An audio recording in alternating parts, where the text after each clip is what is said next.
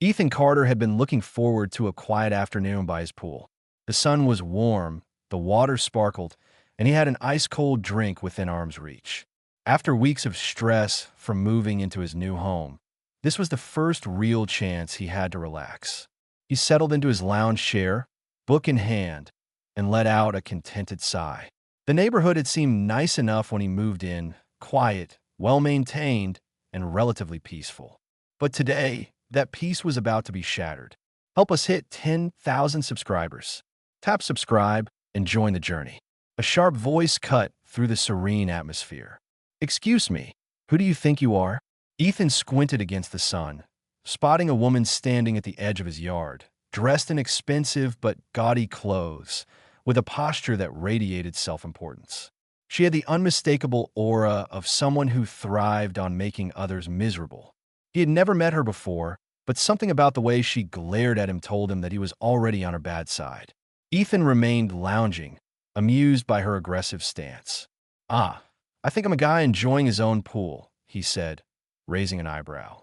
The woman huffed, stepping closer. "You don't belong here. I'll let you in." Ethan blinked. "Let me in, lady. I live here." She scoffed, crossing her arms. "I've never seen you before, and I know everyone in this neighborhood. There's no way you live in that house." Ethan let out a small chuckle. "Yeah, well, I don't exactly do a meet and greet every time I move somewhere new." He gestured toward the house behind him. "Been here about a month. Maybe you just weren't paying attention." The woman's lips pursed as if she had just sucked on a lemon. "I don't believe you. This house was vacant for a long time, and now suddenly some random man is lounging by the pool? You expect me to believe that?" Ethan took a slow sip of his drink, resisting the urge to roll his eyes. "Believe whatever you want, but I'm not trespassing." Her face turned red with fury. "This is a good neighborhood, and we don't allow vagrants hanging around private property. You're obviously squatting here." Ethan couldn't help but laugh. "You think I'm homeless? Seriously?" She pulled out her phone, her fingers already dialing. "I'm calling the police. We'll see what they think about some stranger lounging around a house that isn't his." Ethan sighed, shaking his head. "Go ahead, let's waste some taxpayer dollars today." As she stepped away, ranting into the phone about a suspicious man squatting in a vacant home, Ethan reclined back in his chair. This was going to be interesting. Ethan remained sprawled on his lounge chair, enjoying the ridiculousness of the situation as Karen continued barking into her phone. "Yes, there's a suspicious man in my neighbor's backyard. I think he's squatting. He's refusing to leave. You need to come quickly before he tries something." Ethan shook his head in disbelief, sipping his lemonade. "Lady, you do realize I can hear you, right?" Karen ignored him, stepping further away. There was a dramatic gesture toward the street, as if she expected a SWAT team to roll in at any moment. Minutes later, the distant sound of sirens echoed down the suburban streets. Ethan turned his head slightly, watching as two police cruisers pulled up in front of his house. Two cops stepped out, looking around for the supposed dangerous vagrant. Their hands rested near their belts, ready for anything. That was until they spotted Ethan, relaxing in swim trunks, sunglasses on, drink in hand, looking about as threatening as a vacationing retiree. One officer, a stocky guy with a weary expression, exchanged a glance with his partner, a tall, no-nonsense woman with sharp eyes. Karen, however, was already rushing toward them, flailing her arms. "Officers, thank God you're here," she exclaimed, refusing to leave. The cops approached Ethan, who didn't even bother to sit up. "Sir, we received a report that you're trespassing on private property." Ethan lifted his sunglasses and squinted. That's news to me. Pretty sure I live here." Karen gasped dramatically. "He's lying. The house was empty for months, and now suddenly he's here acting like he owns the place." The officers, clearly used to dealing with false reports, exchanged skeptical glances. Ethan yawned and gestured lazily toward the house. "Well, I guess that means my mortgage is a figment of my imagination. Want to check my ID?" The taller officer pulled out her notepad. "All right, sir. Can we see some identification?" Ethan motioned toward a small side table by his chair, where his wallet and keys sat neatly next to his phone. "Help yourself. Got my license, my house key, and even some utility bills if you're feeling nostalgic." The officer flipped open his ID, comparing it to his relaxed expression. Ethan Carter. This address matches, and you have keys to the house. Ethan jiggled them with a lazy smile. Karen's mouth twisted. That doesn't prove anything. He could have stolen those keys. He probably faked that ID. The stocky cop sighed. Faking government-issued IDs isn't exactly an easy crime to pull off just to sunbathe. Karen turned red. Then how do you explain that I've never seen him before? A stranger just shows up and starts using the pool. Doesn't that seem odd to you? Ethan smirked. Maybe because I have this thing called a job and don't spend my time spying on my neighbors. Karen stomped her foot, looking desperate. Check inside. I bet he doesn't even know what's in that house. Go ahead, quiz him on what's inside if he's really the owner. The cops gave Ethan an apologetic glance. Would you mind if we took a look, sir, just to verify? Ethan chuckled, standing up and stretching. Be my guest. Karen here seems invested in this mystery. The officers stepped inside Ethan's immaculate home. Photos of him, his friends, and his family lined the walls. His mail sat on the counter, addressed to him.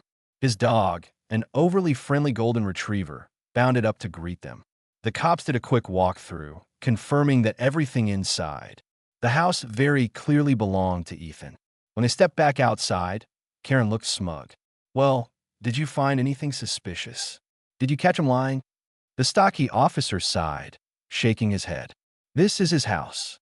Karen visibly twitched, her face turning a deep shade of crimson. No, that can't be right. Ethan leaned against the door frame, grinning. Well, Karen, looks like I'm not a squatter. Bummer, huh? The taller cop crossed her arms. You just wasted police resources on a false report. You do realize that, right? Karen huffed, trying to save face. I was just looking out for the neighborhood. You can't be too careful these days. The officers didn't look convinced. The taller one scribbled in her notepad. We'll be making a report about this. If you continue harassing your neighbor, there will be consequences. Karen gasped. I'm the victim here. What about him? Ethan smirked. What about me? My only crime is existing near you. The police officers gave Karen a final warning before heading back to their patrol cars. Ethan casually waved as they left.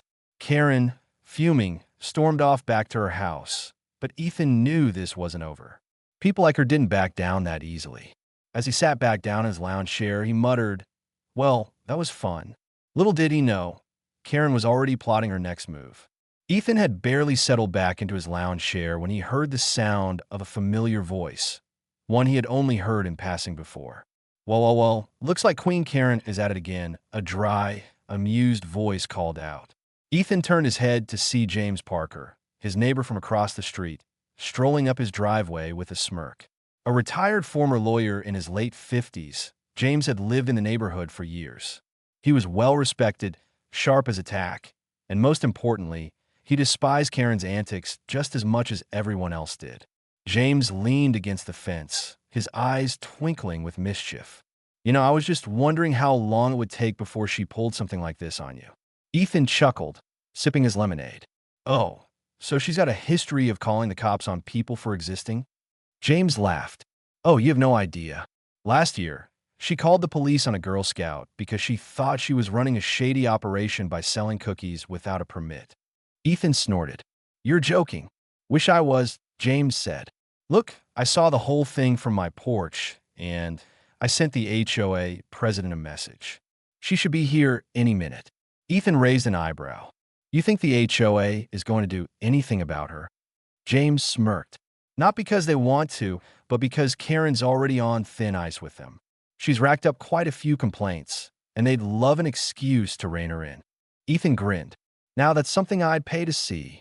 Minutes later, a sleek black sedan pulled up, and out stepped Susan Caldwell, the HOA president. A no-nonsense woman in her mid-40s, Susan was the type who tolerated zero nonsense, especially from Karen. On as she approached, Karen stormed out of her house, her face red with fury. Susan, thank goodness you're here. You need to do something about this. Susan pinched the bridge of her nose. Karen, I just got off the phone with the police. They said this was another false report. Karen's face twitched. False?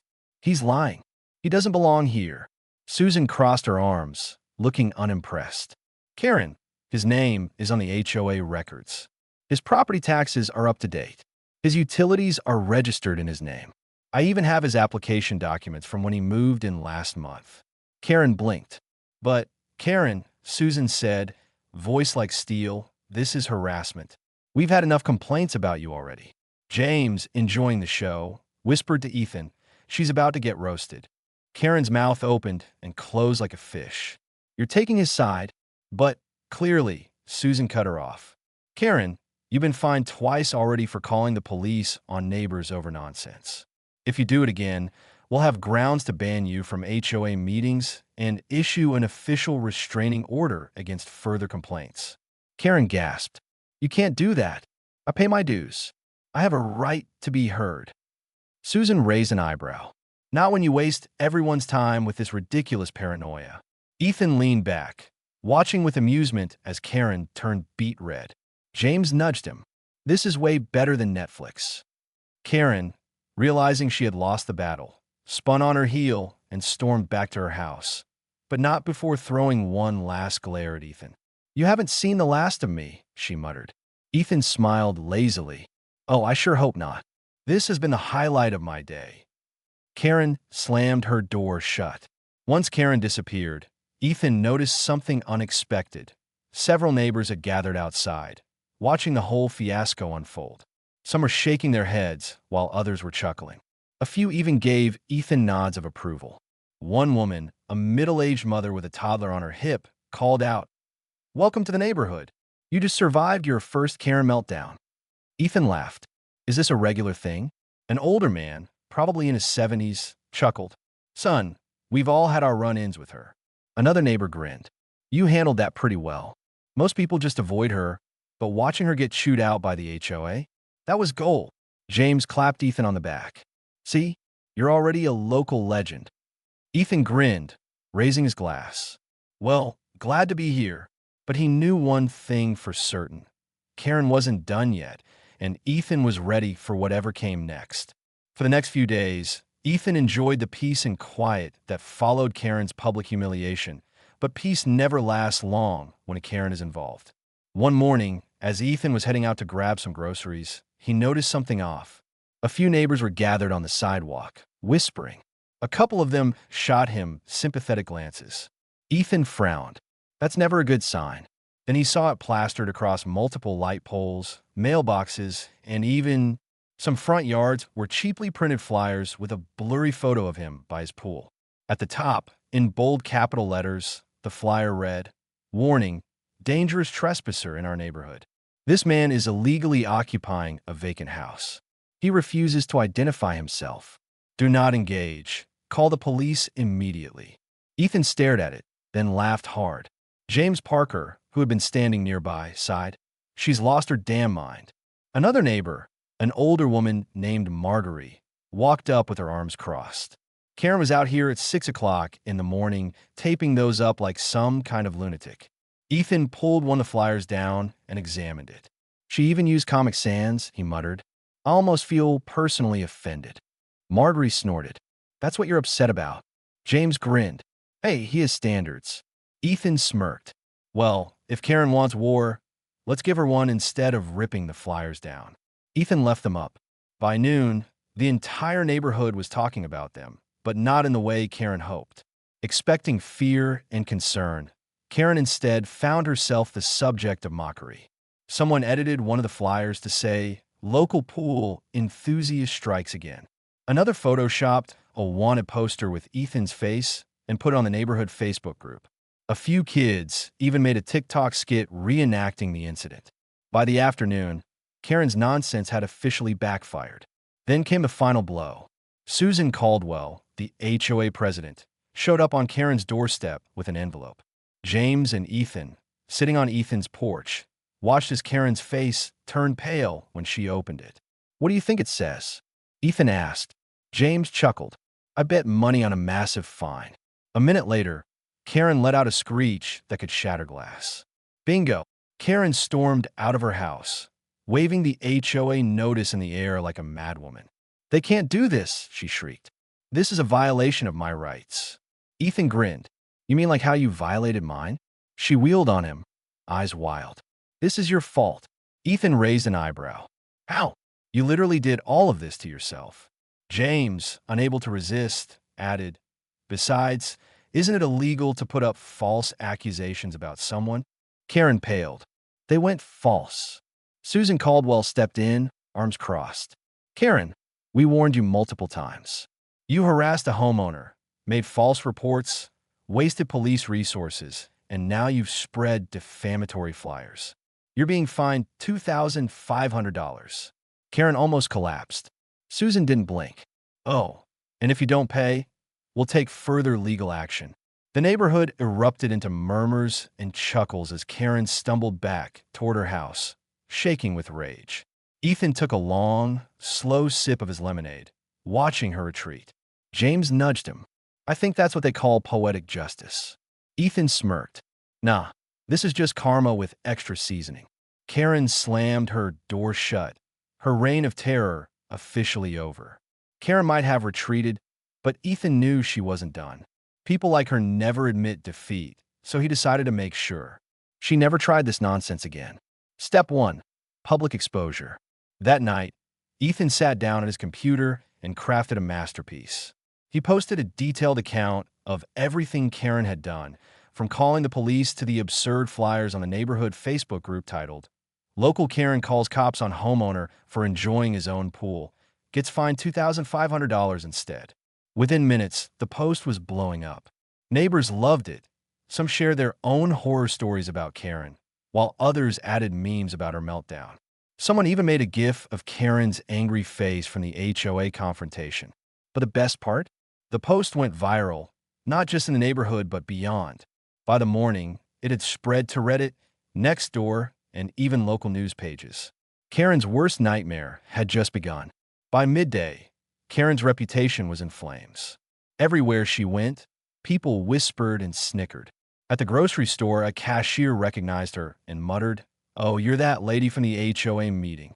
Someone left copies of the Facebook post on the seats before she arrived at her morning walk. Neighbors gave her knowing smirks as she tried to pretend nothing had happened. But the real kicker? One of the local news stations picked up the story. They interviewed Ethan, who played it cool, just giving the facts. Karen lost it. She tried to claim defamation, but the news station had police reports, HOA statements, and security footage to back up Ethan's story. With her humiliation now fully public, Karen did the only thing she could do. She put her house up for sale. A week later, Ethan woke up to the best sight of his life, a giant for sale sign in Karen's yard. James, who had stopped by for coffee, saw it and let out a whistle. Damn, we actually did it. Ethan smirked. Told you, poetic justice. But he wasn't done celebrating yet. That weekend, he threw a massive backyard barbecue, inviting everyone in the neighborhood. Everyone except Karen. As music played and people laughed by the pool, Ethan saw Karen peering through her blinds, seething. With a grin, he raised his glass toward her window, then floated away on a giant, inflatable throne labeled King of the Neighborhood. Karen vanished from the neighborhood a month later. No one missed her. And Ethan finally got to enjoy his pool in peace. With Karen gone for good, the neighborhood felt lighter, as if an actual storm cloud had finally lifted. The HOA meetings became tolerable without Karen's constant complaints. The neighborhood app was no longer filled with her rants about suspicious people. And most importantly, the police weren't being called for nonsense anymore. Ethan, at last, could enjoy his backyard in peace. James, ever the wise observer, smirked as he watched Ethan lounging by the pool. You know you didn't just win against Karen? Ethan raised an eyebrow. Oh, James sipped his coffee. You became a legend. Ethan laughed. A legend for what? Surviving a Karen attack. James nodded. Exactly. Not many can say they fought. Karen and Ethan came out victorious. Ethan chuckled. I'll add it to my resume. A few weeks later, a moving truck pulled into Karen's old driveway. The entire neighborhood waited anxiously, wondering who the new owner would be. When a young couple stepped out, looking normal, friendly, and sane, a collective sigh of relief swept through the block. One of the new neighbors, a guy in his early 30s, walked up to Ethan while he was mowing his lawn. "Hey, you must be Ethan. I'm Ryan. My wife and I just moved in." Ethan shook his hand. "Welcome to the neighborhood. Hope you guys don't mind a little excitement. We just got rid of a local menace." Ryan grinned. "Oh, we know." Ethan raised an eyebrow. "You do?" Ryan laughed. "Dude, your story went viral. My wife saw it on Reddit, and when we saw the house listing, she went, 'Wait, isn't that the Karen house?'" Ethan nearly dropped his lawnmower. "You bought the house because of that story?" Ryan shrugged. "I mean, it was a great deal, and we figure if the biggest problem in this neighborhood was already dealt with, why not move in?" Ethan grinned. "Well, I guess you owe me a drink then." Ryan laughed. "Done. Pool party at your place." Ethan smiled. "Oh, absolutely." As the sun set, Ethan kicked back in his lounge chair, watching his new, actually decent neighbors settle in. James sat beside him, shaking his head with a chuckle. "So let me get this straight. You got rid of a Karen, went viral, and somehow made this place more desirable." Ethan smirked. "That's the power of poetic justice." James raised his drink to living drama-free. Ethan clinked glasses with him, to never hearing the words, "I'm calling the cops," again. And with that, Ethan finally enjoyed the peaceful, sun-soaked afternoon he'd been waiting for all along. No drama, no Karens, just pure victory. The end.